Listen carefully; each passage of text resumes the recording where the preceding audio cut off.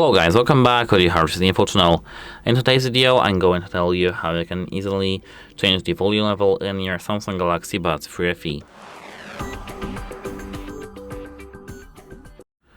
At first, at the very beginning, you have to check if you do have this control not changed. If you do, we have to do something about that. So at first, go to your application. It's called the Galaxy Wearable. We do have a couple of videos how to install, how to set up this application on your smartphone, so just check it out. Here, in the application, scroll down to the Earbud controls, and here, as you can see, we do have media controls. Tap it. On pinch to play and pause, double pinch for the next track, triple pinch for a previous track, swipe up and down to control volume. If you have it disabled, tap it to have it enabled and on.